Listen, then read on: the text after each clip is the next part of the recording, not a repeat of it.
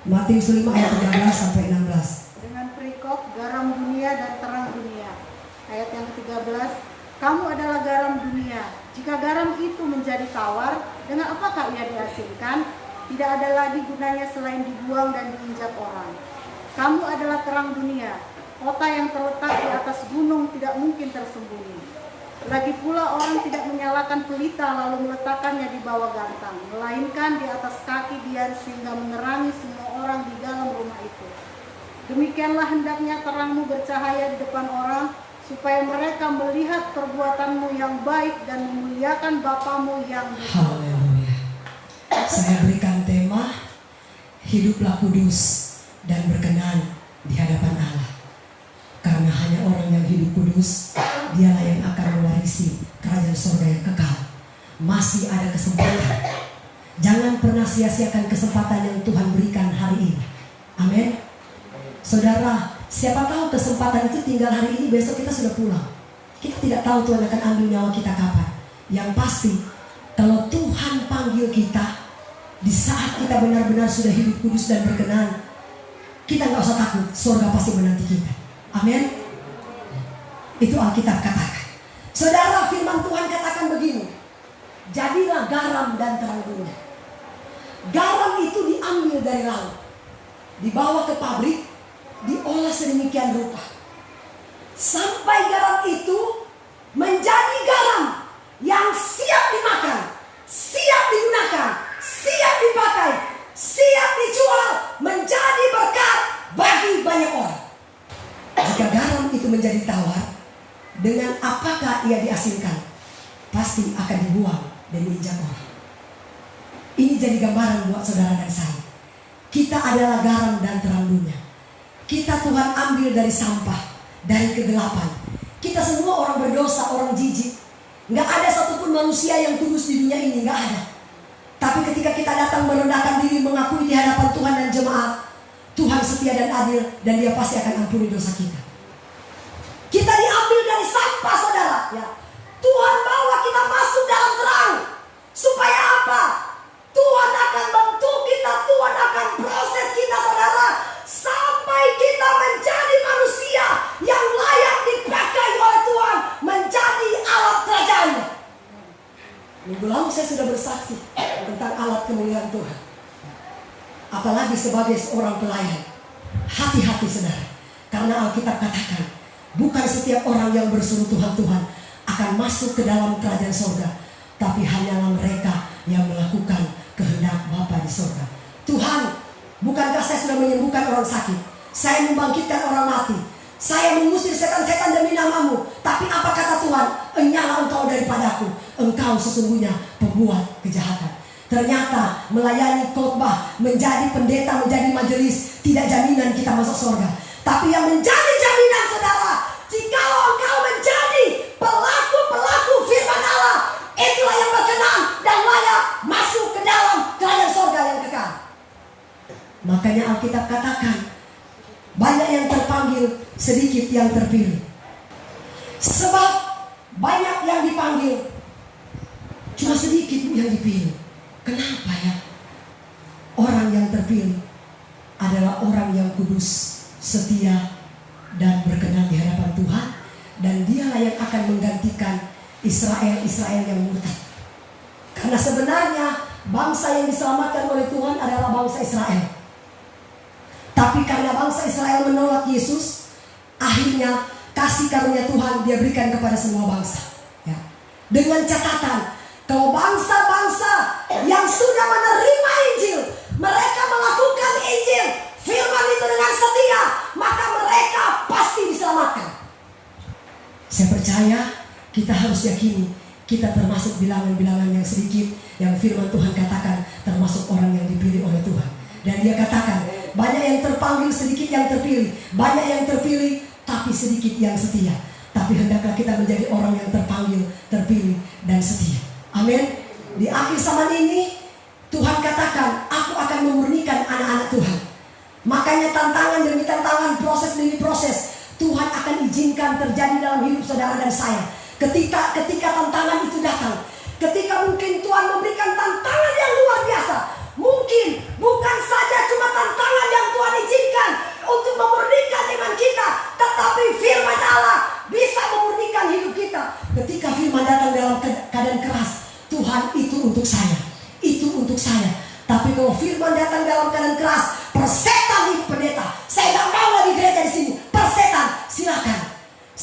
kita lihat endingnya nanti.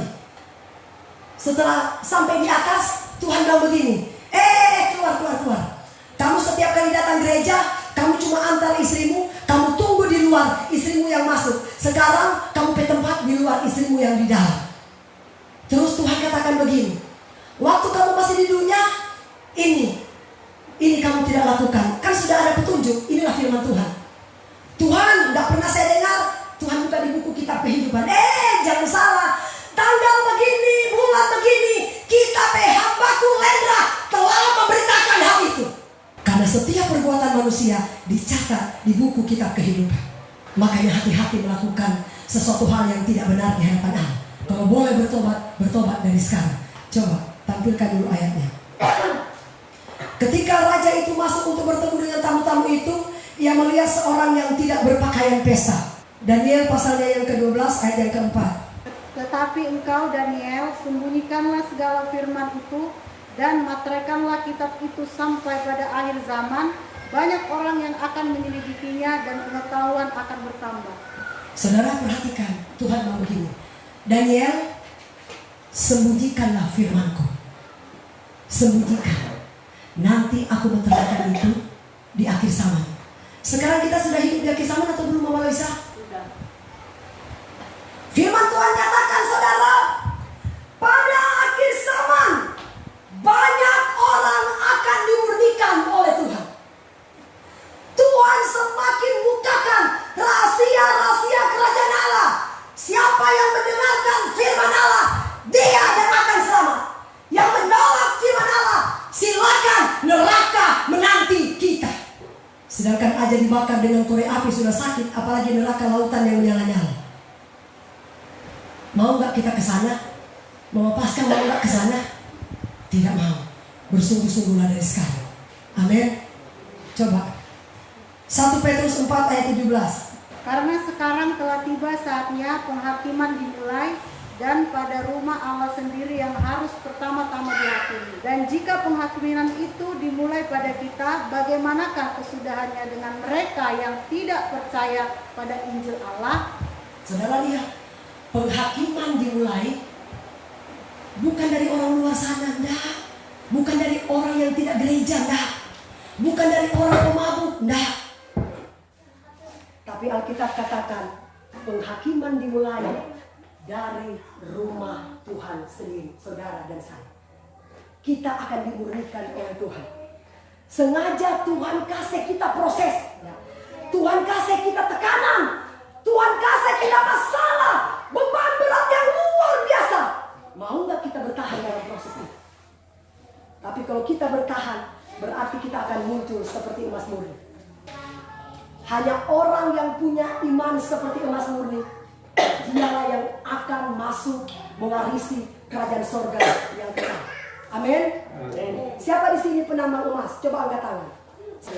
Pak, biasanya Bapak kalau menambang emas, bagaimana supaya dia jadi emas murni, Pak?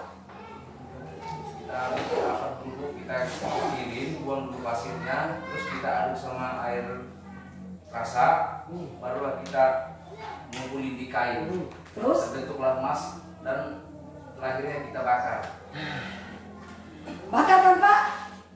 Saudara, firman Tuhan katakan, pendeta boleh baptis kalian dengan air, tapi yang akan datang kemudian itulah Yesus. Dia akan baptis kita dengan Roh Kudus dan dengan api. Itulah pemurnian. Emas murni, tadi kata Pak Digun, semakin dibakar dia muncul masih cahaya. Dibakar lagi muncul tambah cahaya lagi. Tambah lagi dibakar, baru dia jadi emas murni. Iya Pak ya. Demikian juga saudara dan saya kalau mau masuk surga.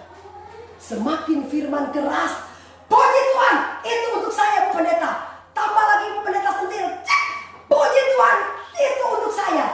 Bukan begini persetan Ibu Pendeta ini. Tunggu aja kalau hari Minggu kita gereja, tidak bakal kita injak gereja. Selesai. Silakan saudara, endingnya tempatnya bukan di surga tapi neraka. Karena cuma orang yang memiliki iman seperti emas murni, dialah yang akan mewarisi kerajaan surga yang kekal. Amin. Amin.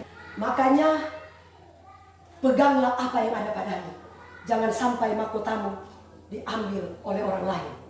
Seorang hamba Tuhan pernah kita undang di tempat ini. Powernya begitu luar biasa. Dipakai Tuhan begitu luar biasa. Ya. Apa yang terjadi saudara? Apakah dia teruji Pak? Teruji? Sekarang dia di penjara. Kenapa masuk penjara Pak? Pelecehan seksual terhadap menantunya sendiri. Hamba Tuhan Pak, apakah kami masih bisa jatuh Pak Martin? Masih bisa jatuh Mama Lisa? Masih saudara ya. Makanya Alkitab katakan saudara, kalau nanti tidak pernah melekat kepada Tuhan, dia akan layu kering dan mati. Kenapa saya dengan suamiku mengambil keputusan setiap hari kami harus berdoa? Karena sesungguhnya kami tidak kuat tanpa Tuhan. Kami termotivasi dengan hamba Tuhan Jerry Sanger yang kemarin. Dia aja powernya luar biasa, penginjil jalanan. Dipakai Tuhan luar biasa. Tapi setiap hari dia berpuasa. Sudah 22 tahun dia berpuasa. Setiap hari. Akhirnya termotivasi. Saya dengan suamiku juga seperti itu. Sedangkan dia aja sudah powernya luar biasa. Dipakai Tuhan luar biasa. Asito masih berpuasa mencari hadirat Allah. Terus kami apa Pak? Apa kami? Kalau kami tidak pernah berpuasa mencari hadirat Allah, saya mau kasih makan apa itu jemaat? Pasti makanan itu saudara tidak ada vitamin sama sekali. Tidak akan pernah membuat jemaat bertumbuh. Karena apa? Power itu datang ketika kita dulu merendahkan diri di hadapan Allah. Maka melekatlah kita kepada Tuhan. Kalau kita sudah pernah melakukan dosa, tidak usah lagi ingat-ingat dosa itu. Yang penting kita sudah akui, tinggal hidup kudus di hadapan Tuhan. Berkenan saja di hadapan Allah. Ya. Tidak usah ingat-ingat dosa orang lain. Tidak usah. Kita diri sendiri yang harus kita benahi. Karena keselamatan itu masing-masing. Orang tua tidak bisa menyelamatkan anaknya. Anaknya tidak bisa menyelamatkan orang tuanya. Tapi pribadi kita yang hidup kudus dan berkenan di hadapan Allah. Oke lah. Kalau saya menasihati anakku, kalau dia tidak mau dengar, terserah. Biarkanlah dia hidup seperti itu. Dia pedosa, dia tanggung sendiri. Yang pasti kita sebagai orang tua sudah mengerti dia. Amin. Amin. Kenapa kita jatuh terus dalam dosa perzinahan? Karena ini roh kita ini lemah, tidak pernah disiram diisi dengan firman. Kristen tapi tidak pernah gereja. Makanya perzinahan itu mengikat dia. Tapi setelah dia bertobat, dia memberanikan diri, melepaskan semuanya, bersaksi bukan saja cuma di hadapan Tuhan dan di hadapan jemaat dia sudah bersaksi. Saya percaya Roh Kudus akan menunggu dia. Ketika dia mulai melakukan itu lagi, kamu kan sudah bersaksi. Kayak saya berkhotbah lah. Kamu kan sudah berkhotbah. Kamu kalau sampai saya melanggar, Tuhan pasti akan pukul saya.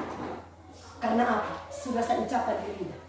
Makanya Tuhan katakan, barang siapa ku kasih ku tegur dan ku hajar. Kalau Tuhan menghajar saya, berarti Tuhan sayang saya. Jadi Bapak Ibu dengarkan baik-baik.